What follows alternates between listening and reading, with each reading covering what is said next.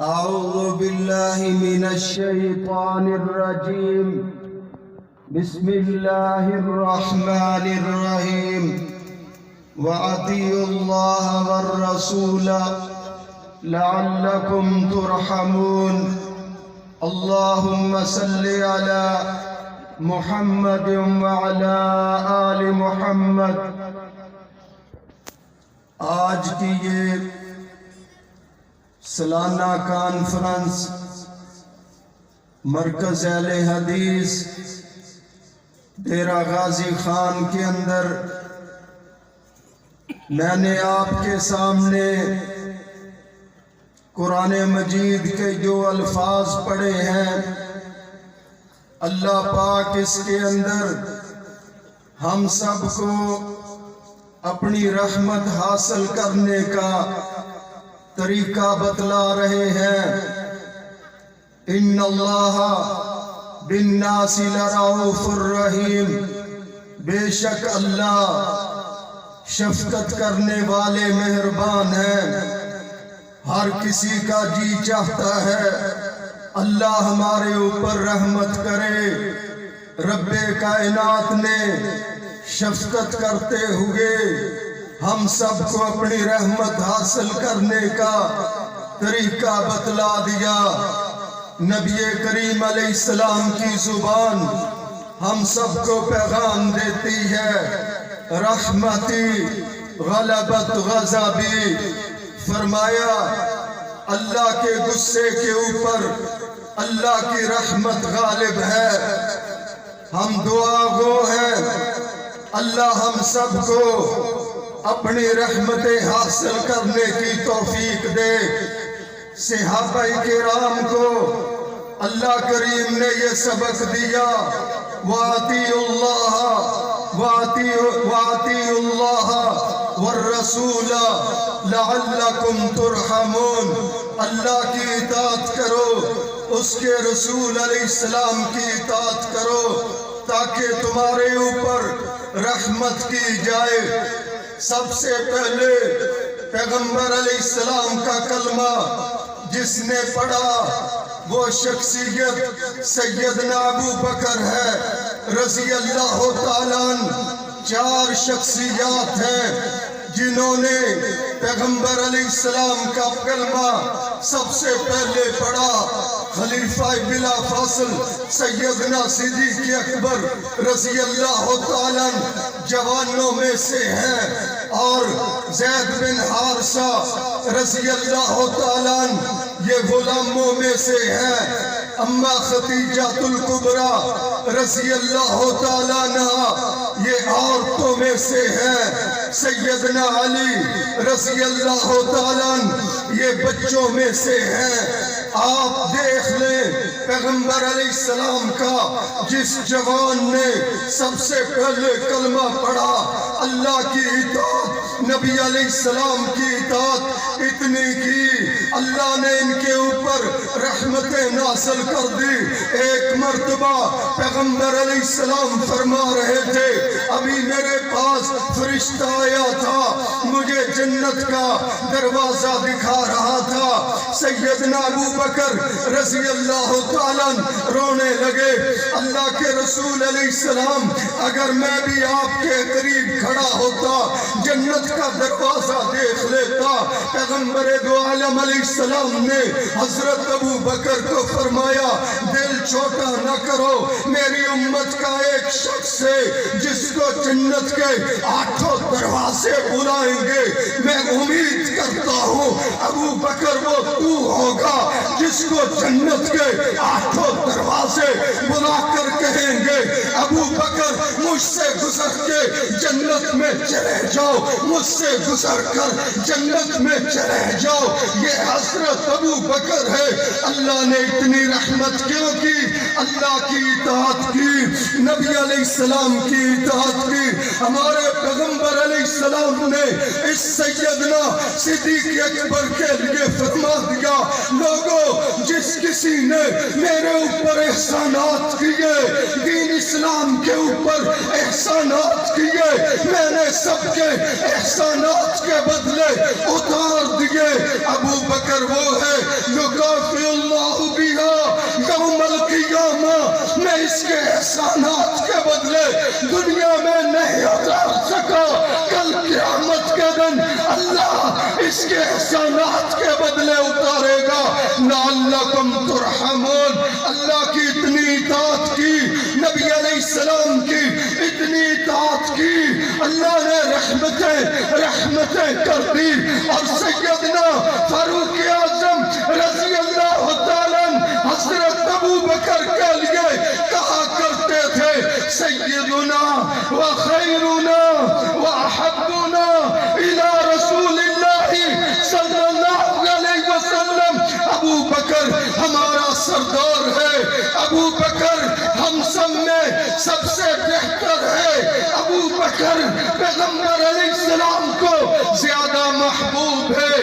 دوستو بھائیو، پیغمبر علیہ السلام کا جس جوان نے سب سے پہلے کلمہ پڑھا، اس کے لیے نبی علیہ السلام کیا فرماتے ہیں؟ مرو ابا بکر فلیصلی بالناس، ابو بکر سے کہو میرے مصلی پر کھڑا ہو کر لوگوں کو نماز پڑھائے۔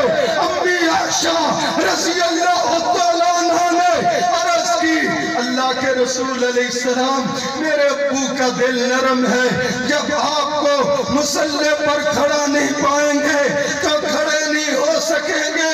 پیغمبر علیہ السلام نے سیدنا صدیق اکبر کے بارے میں کیا فرمایا تھا؟ عائشہ میں کیا کروں، ابو بکر کے سوا میرے بعد اللہ پاک کسی کو مصلی پر پسند کرتا ہی نہیں ہے۔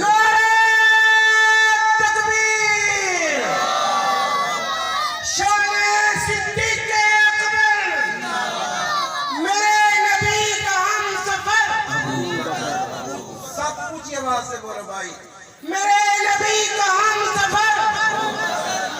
ایک اور نعرہ لگانا ہے، میرے نبی کا ہر صحابی جنتی جنتی، میرے نبی کا ہر صحابی، اونچا بولو۔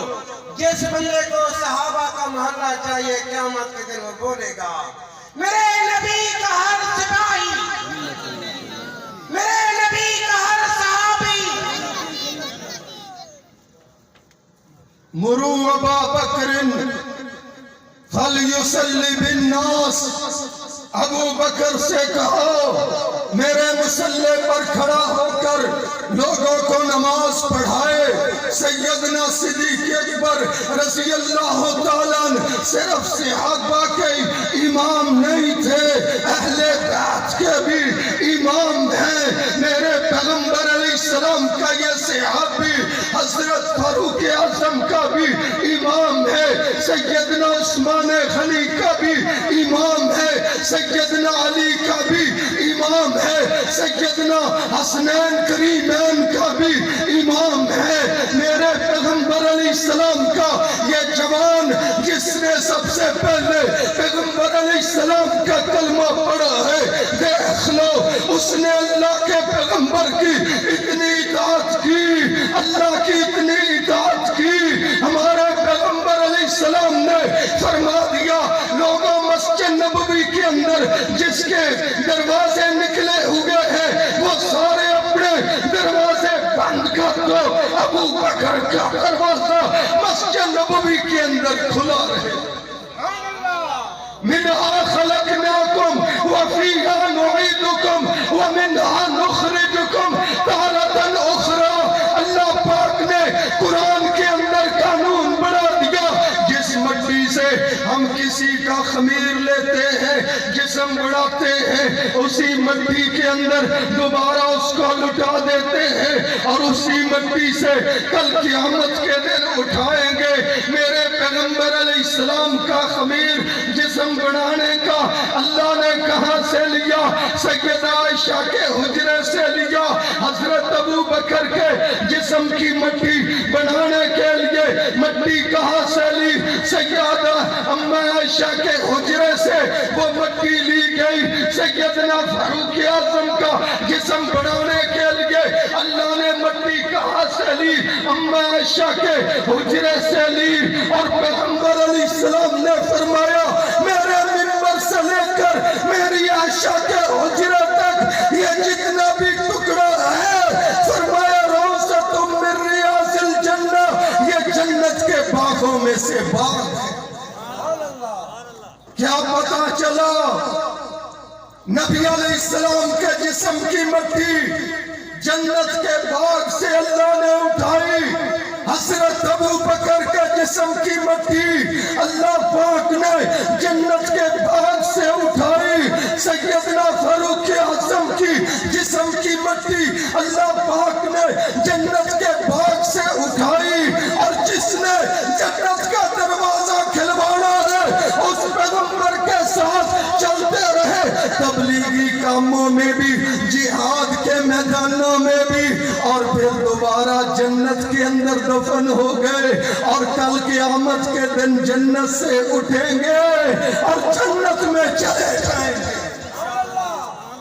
پیغمبر علیہ السلام کے صحابہ کہیں گے میں کہا کرتا ہوں کون صحابہ جن کا مدرسہ بیت اللہ، کون صحابہ جن کا استاد رسول اللہ، کون صحابہ جن کا نصاب کتاب اللہ، کون صحابہ جن کا استاد رسول اللہ، کون صحابہ جن کا لقب حزب اللہ، کون صحابہ جو صحابہ کو ماننے وہ رحمت اللہ، کون صحابہ جو صحابہ کو نہ ماننے وہ لعنت اللہ۔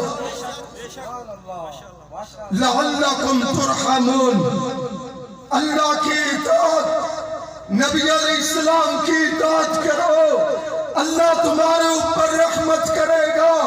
پیغمبر علیہ السلام کے مصلی پر دوسرے نمبر پر آنے والا جوان دیکھ لو اللہ کی بات کس قدر مانتا ہے، عقیدہ توحید کس قدر ہے، اور سنت پر عمل کس قدر ہے۔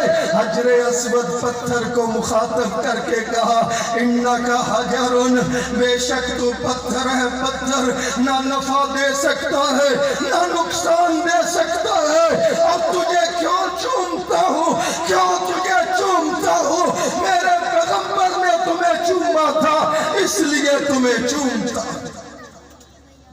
سیدنا عثمان رضی اللہ تعالیٰ اللہ کی کتنی اطاعت کرنے والے، نبی علیہ السلام کی کتنی اطاعت کرنے والے، کاتبان وحی علماء کرام تشریف فرما ہے، 13 نام کم و بیش صحابہ کے آتے ہیں، ان میں سیدنا عثمان رضی اللہ تعالیٰ عنہ بھی ہے۔ سبحان اللہ، کسی نے کہا عثمان بتلائیے قرآن پاک کی جتنی سورتیں ہیں سب سے پہلے بسم اللہ لکھی ہوئی ہے، اور سورۃ توبہ سے پہلے بسم اللہ کیوں نہیں لکھی؟ سوال کرنے والوں نے سوال کیا سورۃ توبہ سے پہلے بسم اللہ کیوں نہیں؟ سیدنا عثمان نے پیغمبر علیہ السلام کے دور داماد نے کیا جواب دیا؟ کہا باقی صورتوں سے پہلے پیغمبر علیہ السلام نے ہمیں بسم اللہ لکھوائی، اور اس صورت سے پہلے نہیں لکھوائی، ہم نے نہیں لکھی۔ جو کہتے ہو یہ حدیث پاک، اس کا کیا مطلب ہے؟ جو کہتے ہو یہ حکم، اس کا کیا مطلب ہے؟ دیکھ لو صحابہ کرام کو کہہ رہے ہیں باقی صورتوں سے پہلے پیغمبر علیہ السلام نے بسم اللہ لکھوائی ہے، اور سورۃ توبہ سے پہلے بسم اللہ نہیں لکھوائی، ہم نے نہیں لکھی۔ اور سنن ابن ماجہ پڑھ کر دیکھو، ایک بندہ آیا ایک صحابی کے پاس آ کر کیا کہتا ہے؟ بتلائیے قربانی کرنا فرض ہے، سنت ہے، واجب ہے، کیا ہے؟ صحابی نے کہا اللہ کا حکم ہے، نبی علیہ السلام کا طریقہ ہے۔ وہ پھر کہتا ہے قربانی کے بارے میں بتلائیے، فرض ہے، سنت ہے، واجب ہے۔ صحابی پھر کہتا ہے اللہ کا حکم ہے، نبی علیہ السلام قربانی کیا کرتے تھے۔ اس نے پھر کہا بتلائیے قربانی کرنا فرض ہے، سنت ہے، واجب ہے؟ صحابی نے کہا میں تجھے بتلا رہا ہوں کہ قربانی کرنا اللہ کا حکم ہے، نبی علیہ السلام کیا کرتے تھے اور صحابہ کرام کیا کرتے تھے، اور ہمیں کچھ پتا نہیں۔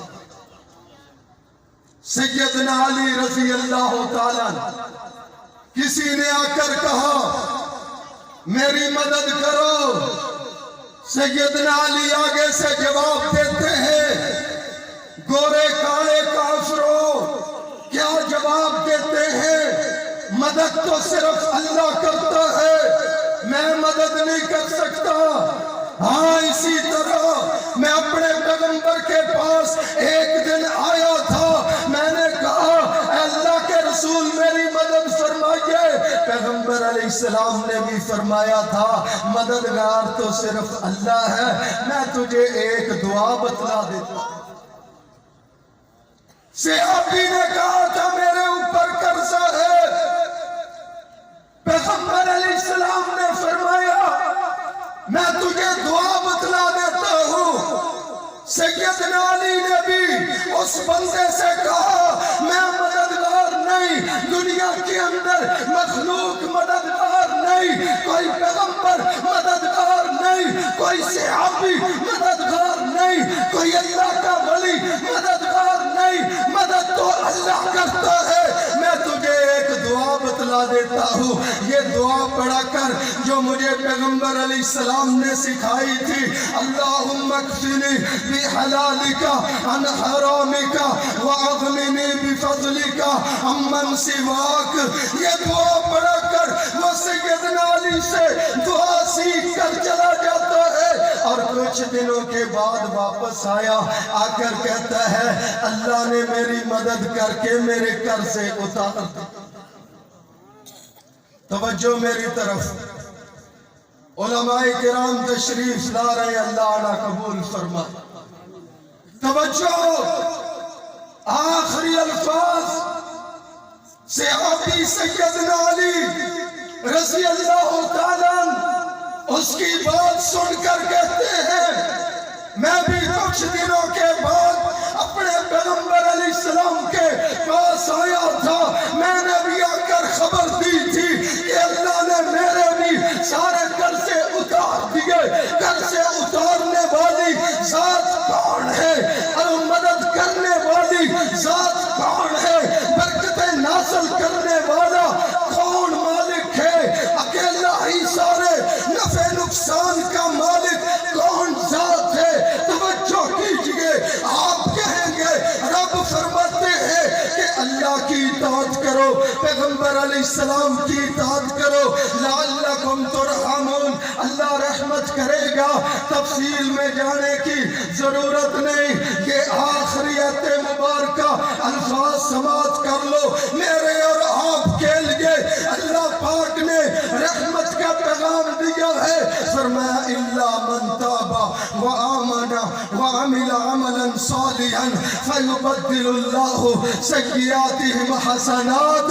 جو کوئی اپنے گناہوں سے معافی مانگ کر، شرک سے معافی مانگ کر، بدعت رسومات سے معافی مانگ کر، کفر سے معافی مانگ کر اللہ پر ایمان پختہ کر لیتا ہے، اپنے پیغمبر علیہ السلام پر ایمان پختہ کر لیتا ہے، نیک اعمال شروع کر دیتا ہے، اولئک یبدل اللہ سیئاتہم حسنات۔ رب فرماتے ہیں میں تمہارے اوپر اتنی رحمتیں کروں گا، اتنی رحمتیں کر دوں گا، تمہارے سارے گناہوں کو نیکیاں بنا دوں گا۔ کہو کتاب و سنت زندہ باد۔ سارے نہیں بول لے کتاب و سنت، کتاب و سنت۔ ربنا